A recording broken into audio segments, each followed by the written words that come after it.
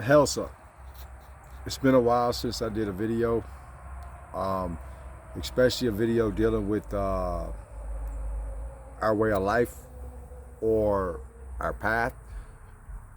And recently I had a conversation with an individual, and the conversation surrounded basically by a question that was presented to me about which way is the right way.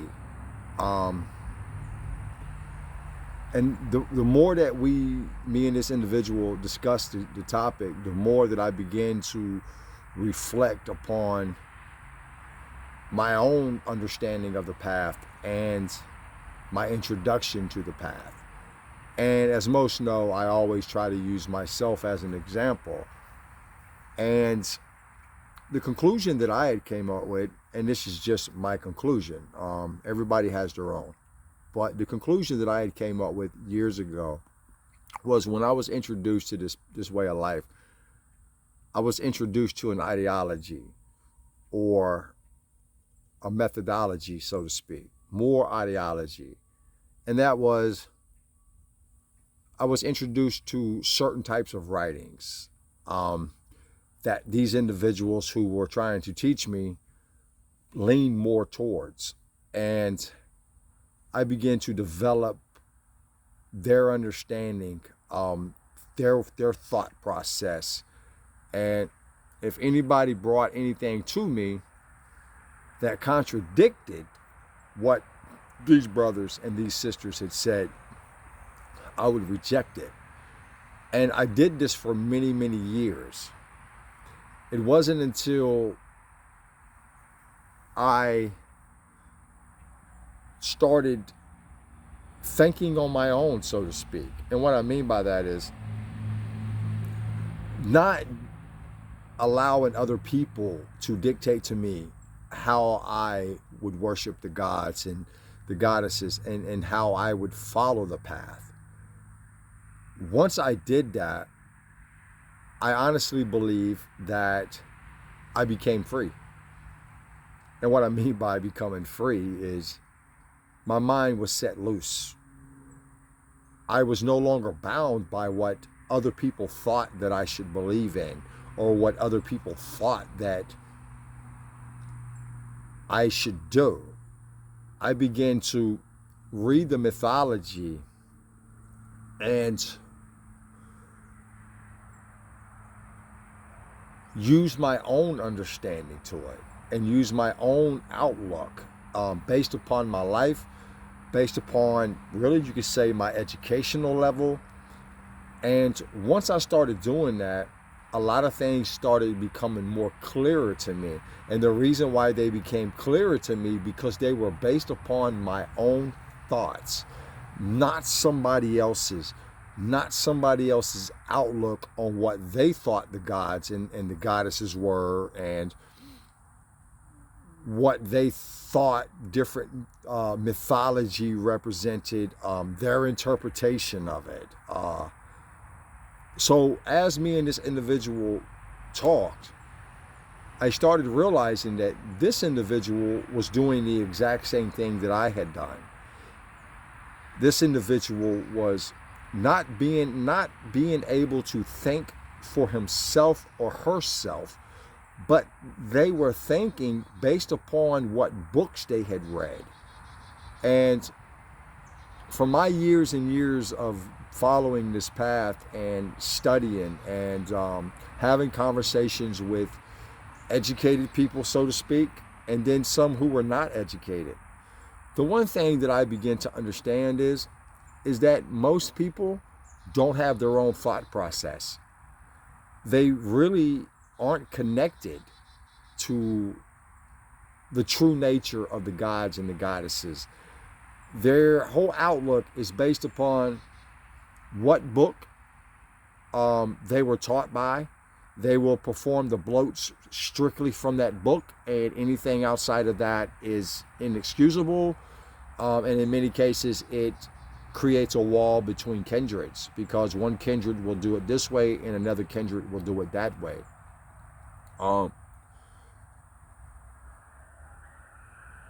guess you could say this is one of the things that I see that hinders a lot of us in our growth and our development, is that we're thinking based upon the writers that we like or the people that have influenced us the most, more than we are our own understanding.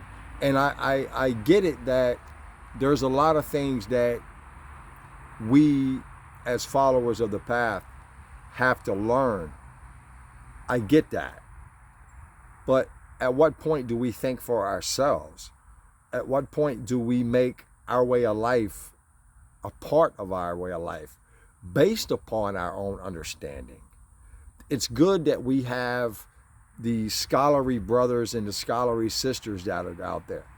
It's good that we have the rune masters that are out there and being able to look at their interpretation. Because truthfully, if you're an example, if you're an individual that studies the runes, you know that our ancestors really didn't leave in-depth studies on the runes. You could go to the rune song in the Havamal, and I believe that the god Wotan mentions 18 runes, but yet we have 24. You can get one individual's book on runes and read it, and he's giving you his outlook on it, his interpretation on what he believes the runes are. And don't get me wrong, some of these are like a magnet. They draw us to it because we're like, oh man, this fits my way of thinking, or this fits what I believe in. So we pull to that. But then you might get another individual who writes, and his interpretation or her interpretation goes against what you've already been taught. When the truth of the matter is, we're all learning. We're all trying to achieve whatever awaits us after death. I know a lot of people want to go to Valhalla. This is a big terminology that's used. And there's different people that have different beliefs for Valhalla. Some people believe Valhalla is actually real, and that everybody that dies will go to Valhalla. There are some people who believe that Valhalla is the highest consciousness of man. It is the highest state that man can go to. And then there's some people that believe that a man has to go to Valhalla in order to overcome himself, and in the belief of reincarnation. I personally don't hold to the belief of reincarnation. I really don't hold a belief that there is something outside of our life that we might go to. I personally don't know. So maybe somewhere down the road I will learn this. But the one thing I do know is that the gods and the goddesses are real, based upon each individual's understanding and how they interpret it or how they look at it. So what I would suggest, and it's what I suggested to the individual that I was talking to, was embrace the gods and the goddesses based upon your understanding. The more you learn, you will begin to change your belief or your practices or your understanding. The more that you learn, you will begin to apply certain things.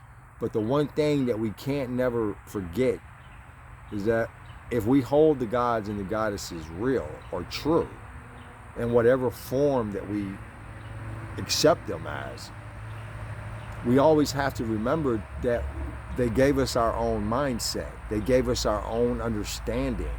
And yes, as youngsters, as I would use on this path, we do need people to lead us and to maybe point us in a direction. And it might not necessarily be the right direction, but at least they pointed us in a direction. So what I would say is, when it comes to our path, don't be afraid to lean to your own understanding. Don't be afraid to develop your path or your understanding according to you and not somebody else, just because you like their writings, just because they promote the 14 words or 88 precepts or whatever it is. That's not factual evidence to base something on. That's only meant to be given in a direction or something to grasp a hold of. But at some point, you have to be able to leave the ideology of somebody else and begin to create your own ideas, your own ideology. With that said, hopefully I opened some eyes up, probably pissed some people off who love the fact that people follow their understanding and their slick talk, whatever it is they got going on. But my thing is to try to get each and every individual to realize that they're unique. They have their own understanding. And our path and our way develops that. So with that said, Helsa, and as always, hold the heathen hammer high and fuck their world. Build your own.